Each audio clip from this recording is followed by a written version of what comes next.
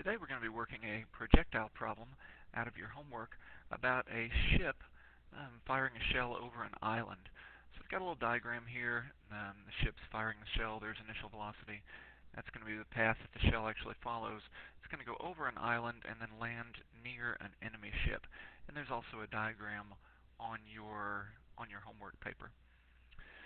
Problem says a ship maneuvers to within 2.5 times 10 to the third meters of an island that is 1,800 meters high and fires a projectile at an enemy ship 610 meters on the other side of the peak, as illustrated.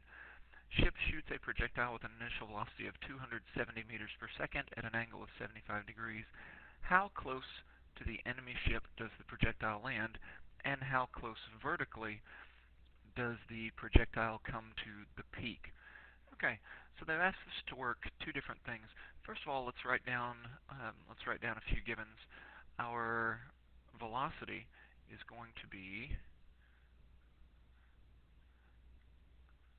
270 meters per second. So VI is 270 meters per second. And of course, for a projectile motion question, the next thing we need to find out is that in the x dimension or the y dimension? Well, it turns out it's in both. Remember that this is fired diagonally, and so you can see that some of that is going to act in the x dimension and some of that is going to act in the y dimension. It said that that was at an angle of 75 degrees, and of course your numbers will vary on the homework. And so initial velocity of 270 meters per second at an angle of 75 degrees. It tells us that the ship is within 2,500 meters of a mountain peak, and that an enemy ship is 610 meters on the other side of that. Alright. It says that the mountain peak itself is 1,800 meters high.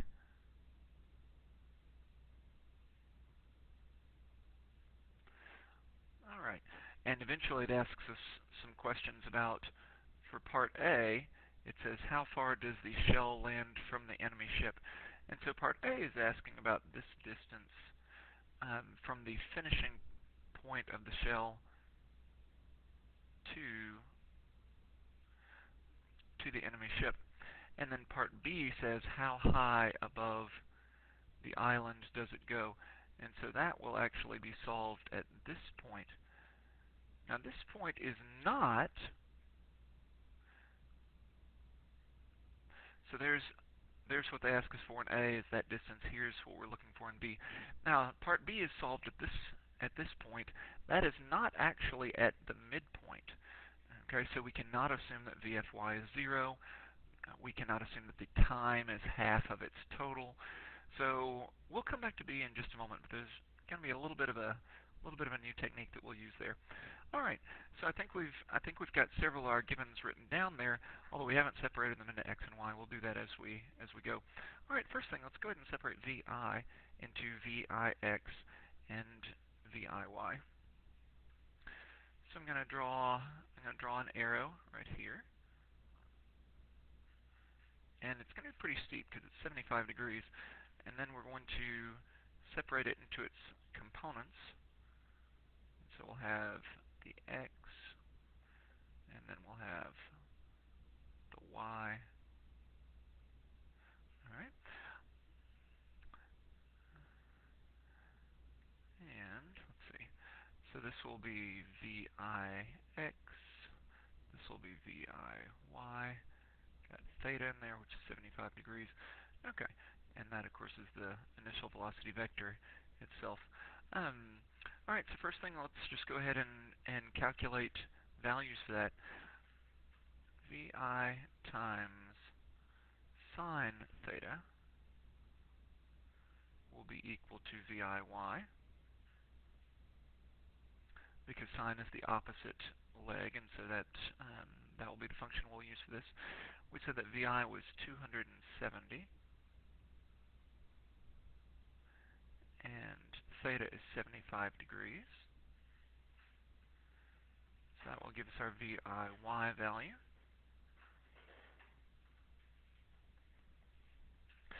And when we do our calculation, we find that VIY is equal to 260.8. Of course, your numbers will vary, and that's meters per second. VIX will be the same way, except it's going to be the cosine function.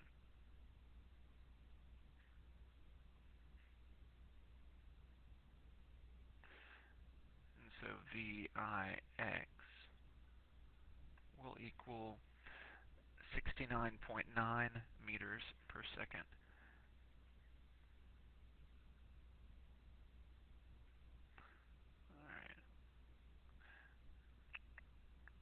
All right, and so now we have that. So let's begin to take this, and we're just going to start working part A, which is going to be at this point. So the shell starts here, it's fired, and it returns to the same spot. But let's go ahead and make a table and separate this out into X and Y. Okay, let's see. X, of course, we have our velocity. Now, I'm not going to write VIX, I'm just going to write VX. Remember that in the X dimension, since there are no net forces, and no forces at all, acting on the shell, it's going to travel at a constant velocity. So Vx is 69.9 meters per second, and that is the initial as well as the final. So I'm just going to write that as the Vx. Y, on the other hand, is initial, and we said that it was 260.8.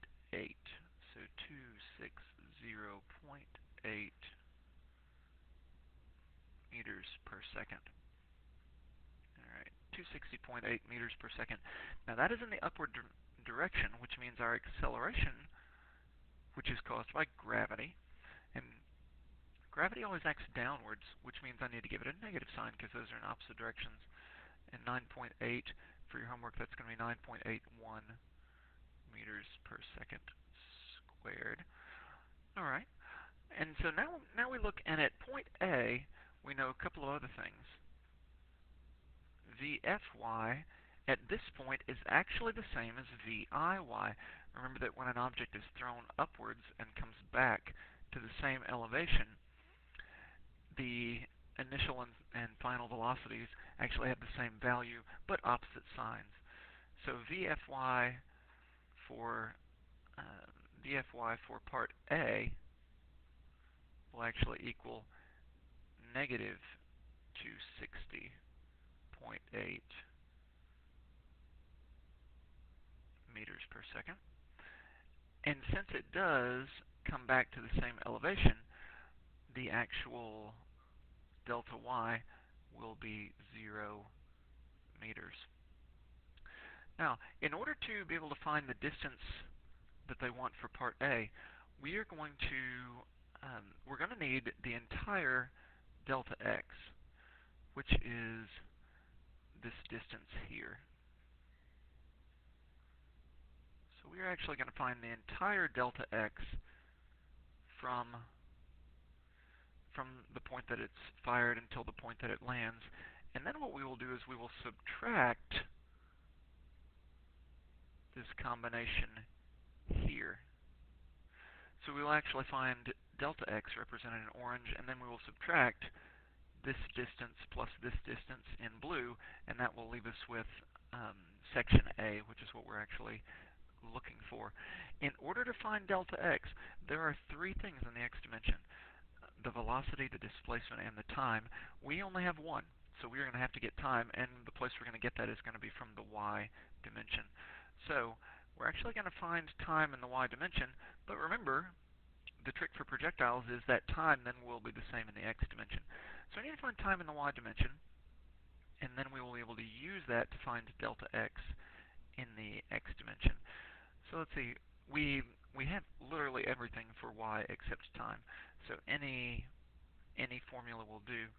Um, I am a fan of VF equals VI plus AT. So let's substitute this one and solve it. See, VFY will be negative 260.8. So negative 260.8 equals positive 260.8 minus 9.81t. Wedge the t in there. Alright, great. And once I do the calculations there and do the math, I finish out that t is equal to 53.1702, 53.1702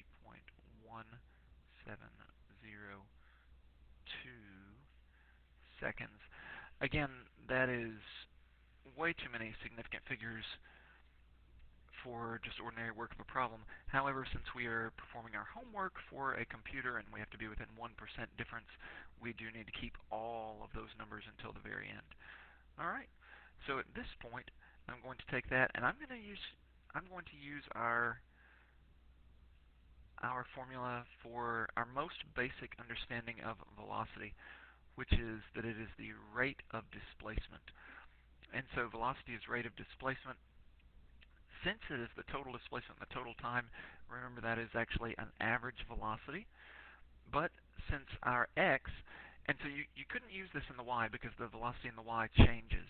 You would actually have to calculate the average velocity in the y if you wanted to use this formula.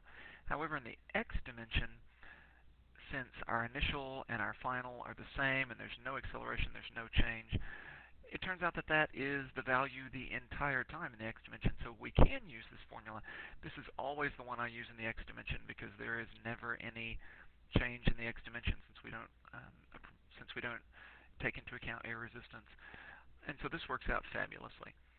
So what I'm going to do right now, Vx equals, Vx times t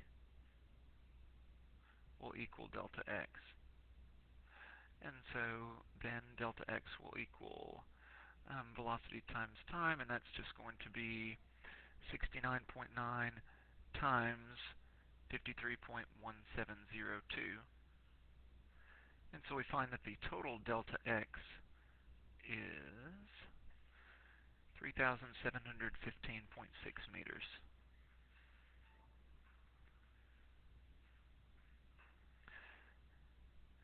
3,715.6 meters is our delta x. Now that's our entire distance here represented in orange. However, we're only asked for this little section.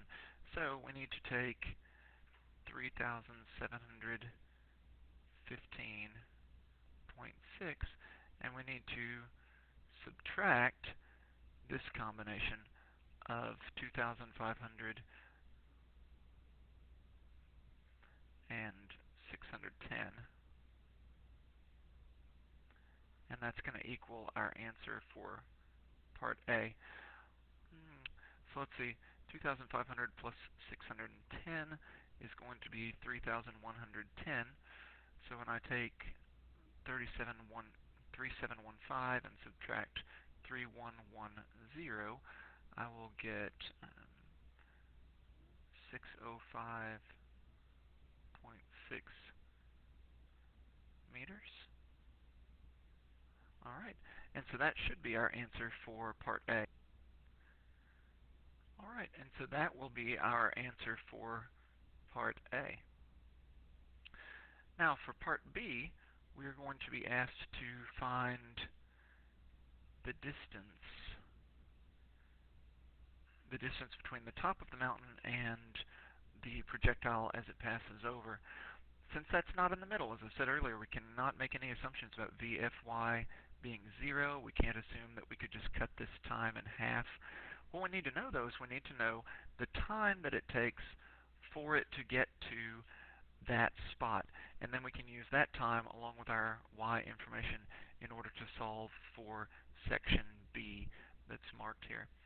So What I'm going to do is um, just scroll back down here and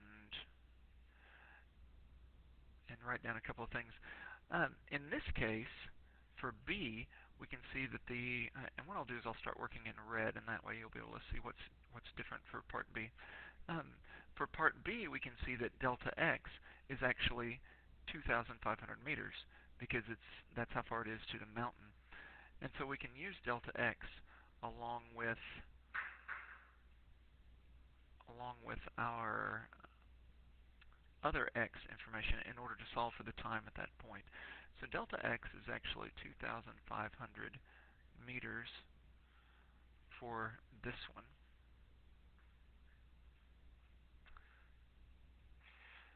And so Vx, again, equals delta x divided by t. And in this case, I need to solve for time. And so time will equal delta x divided by Vx. And when you put the numbers in for that, 2,500 meters there, and our velocity listed earlier, 69.9 meters per second for the velocity, you'll get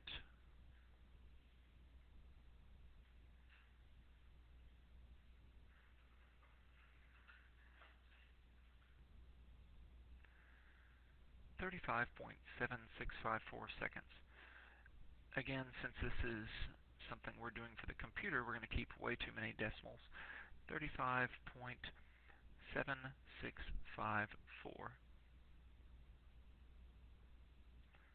seconds. And so that is actually how long it takes it to get to travel from this point to this point. And that's where our question is taking place. That's where they're asking us for delta y. So at this point, we just need to find delta y. And once we know the time to there, we can say that delta y equals, we'll use one of our kinematic formulas, delta y equals VIT plus 1/2 AT squared. We need to be sure we use all y information. And so VI needs to be the y component as well. So delta y will equal VIY, which was 260.8,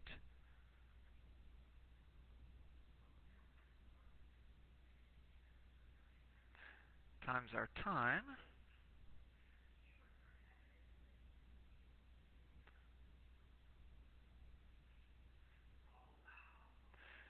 okay, and then plus 1/2 times negative 9.81 times that 35.7654 squared. And when I punch all that into my trusty calculator, I end up with 3,053.32 meters. Now remember though, that is not the answer that I'm looking for. That just tells us delta y at this point. So that's actually telling us the height all the way to there. So that's delta y, but we're actually interested in this section. So we'll take that answer and we'll subtract the height of the mountain, 1,800, and that'll tell us how close it actually comes to the peak. So at this point, 3,053.32 minus 1,800, and that will give us our final answer of 1,253.32 meters. And that is our answer for B. All right, thanks for watching. I hope that was helpful. It turns out that the idea of finding the time that it takes an object to travel to a certain point in the question and then solving for something else at that point in time is actually a fairly common strategy, and it's one that you'll use on the next two problems in your homework as well. All right, I hope that was helpful. Thank you.